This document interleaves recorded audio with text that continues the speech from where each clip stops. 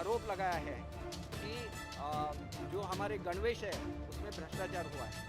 तो उनको ये समझना चाहिए कि आज 20,000 महिलाएं काम कर रही है गणवेश तैयार करने के लिए, और उस गणवेश का जो टेंडर है वो 11 करोड़ कम आया है।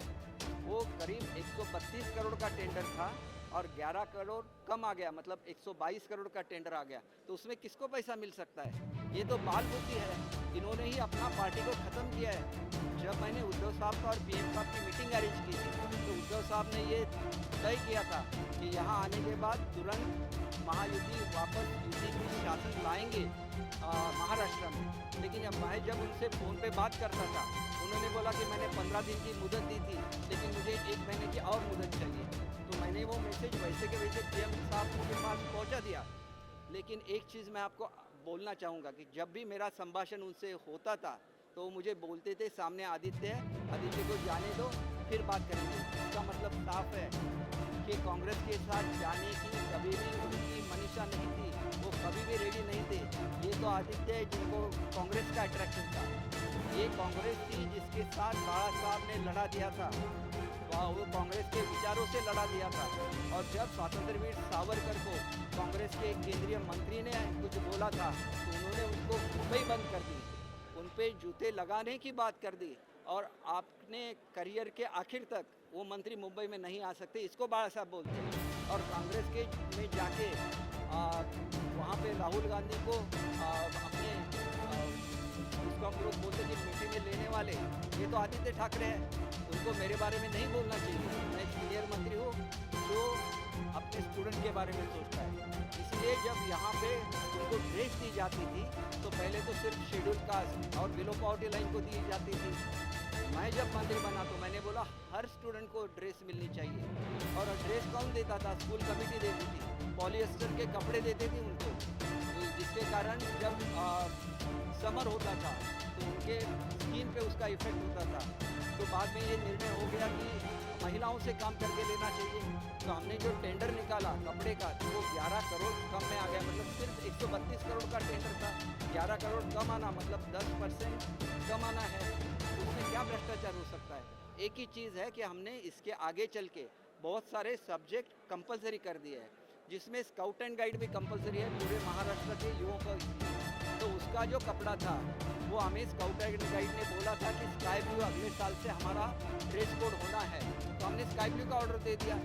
फिर उनका एक जाम्बोरी हो गया, उसमें लोगों ने मांग की कि जो उनका स्टील ग्रे कलर है वही रहना चाहिए। तो उन्होंने हमको इन्फॉर्म किया कि स्टील ग्रे का कपड़ा बनाइए, तो वो प्रोडक्शन थम गया और स्टील ग्रे का प्रोडक्शन चालू हो गया। इसलिए जो उसमें देरी हुई है तो उस कारण हुई है। उसके बावजूद मुझे इस चीज़ की मालूमात नहीं थी।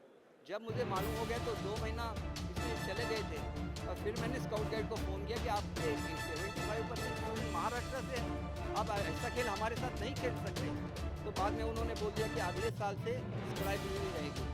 तो कौन सा ऐसा स्टेट है जो ऐसे वाले सब्जेक्ट जिसमें डिग्निटी ऑफ लेबर बचपन से लोगों को सिखाई जा सकती है, तो वेस्टर्न कल्चर है जिसमें डिग्निटी ऑफ लेबर बच्चों को सिखाई जा सकती है। ये कोशिश करने वाला पहला एजुकेशन मिनिस्टर मैं हूँ। देखिए वो बच्चे खाली पाँव नंगे पाँव आते थे, उनको मैंने शूज़ देने का निर्णय लिया। वो शूज़ कौन खरीदी करता है? स्कूल कमेटी करती है ना। तो जब मुझे पता चल जाएगा कि स्कूल कमेटी इसमें भी कुछ हल्के दर्जे के दे रहे हैं तो सेंट्रली उसका परचेस करना पड़ेगा। ये आदित्य ठाकरे ऐसे हैं कि उनको कांग्रेस के बारे में बहुत सारा अट्रैक्शन है, उन्होंने अपने पार्टी को डुबा दिया है। हम सोचते हैं कि बाला साहब का कितना आदर पूरे भारतवर्ष में था क्योंकि वो हिंदुत्व मानते थे। ये तो कांग्रेस राजनीति करती है, वो तुष्टीकरण की राजनीति करती है।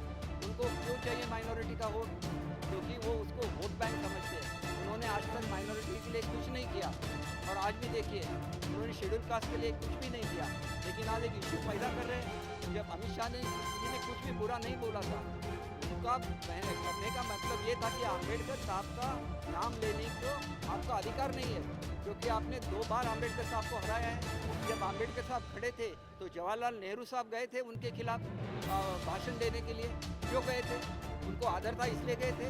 उन्होंने कॉन्स्टिट्यूशन बनाया इसलिए गए थे।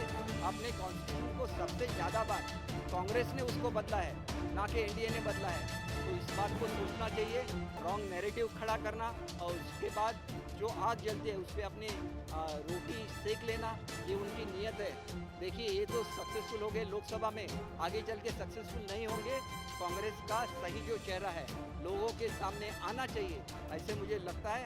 इसलिए एक बार मैंने जवाब दिया है, आगे चल के और बोलेंगे तो मुझे और भी बातें करनी पड़ेगी। देखिए राणे साहब हमारे चीफ मिनिस्टर थे, मेरे डिस्ट्रिक्ट से थे, उनका और मेरा संघर्ष हो गया। क्यों संघर्ष हो गया? क्योंकि एक आइडियोलॉजी की वजह से ये संघर्ष था। इसका फायदा किसको हुआ? शिवसेना का हुआ।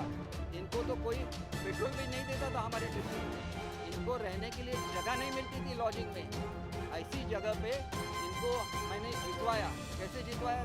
देखिए इनको सिर्फ 40,000 वोट मिलती थी और मैं जब एनसीपी में था, एनसीपी को मिलती थी 1,55,000 वोट्स उस मेरे छोटे से डिस्ट्रिक्ट में। मैंने जब चेंज किया तो एक साथ शिवसेना की वोट्स 150 या 160 हो गई। तो ऐसे कभी नहीं होता है कि नेता अपना पक्ष बदल लेता है, पूरी जनता उनके साथ आ जाती है। इसीलिए वो नारायण राणे साहब को वहाँ पे शिकस्त दे सके, लेकिन आगे चल के हम दोनों इकट्ठा आ गए तो उन्हीं राणे साहब ने इनको हराया। उस वक्त भी मैंने बोला था अगर रत्नागिरी डिस्ट्रिक्ट में डेफिसिट आएगा राणे साहब को तो मेरा डिस्ट्रिक्ट उनको इतनी वोटिंग करेगा कि वो डेफिसिट भर के वो जीत जाएंगे। और वही हुआ, 1 लाख का डेफिसिट था रत्नागिरी डिस्ट्रिक्ट में और 1,40,000 का उनकी आघाड़ी थी सिंधुदुर्ग डिस्ट्रिक्ट में। तो 1 लाख